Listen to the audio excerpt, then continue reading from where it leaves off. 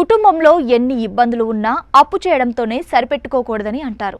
మీరు అధిక వడ్డీకి రుణం తీసుకుంటే మీరు వడ్డీలు చెల్లించి మానసిక క్షోభకు గురవుతారు. మీరు అప్పులు చెల్లిస్తున్నప్పటికీ స్థిరమైన ఆదాయం కలిగి ఉండడం కూడా ముఖ్యం.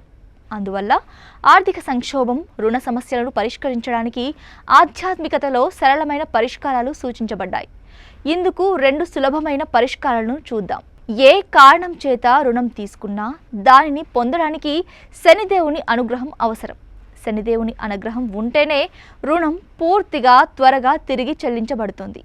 అప్పుల బాధ నుండి బయటపడడానికి శనీశ్వరుడిని క్రమం తప్పకుండా పూజించాలి. ముఖ్యంగా 7.5 శని, అష్టమ శని కాలాల్లో రుణాలు తీసుకోకపోవడం ముఖ్యం.